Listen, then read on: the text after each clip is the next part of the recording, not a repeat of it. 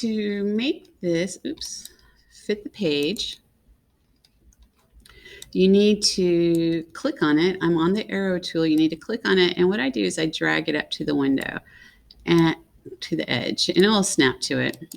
And so what I want to do is I want to grab the edge down here, the corner handle, and I want to pull it.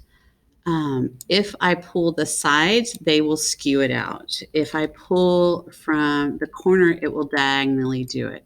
So proportionally do it. So I want to pull it down, and I pull it down to where the side is either covered or it matches. So I click the bottom one. So now I need to crop it to be where it's 10. You can see that it's a little bit extended here. So again, I'm going to double click. You can go and you can kind of feel it hit it. If you're not feeling it hit it, you kind of go past it and let go, and then you can kind of see where the paper is behind it. So once I put it there, remember the image is still there.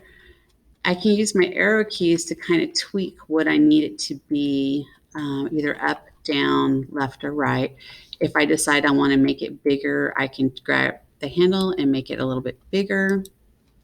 And then I just click out, and there you have an image fit to the page.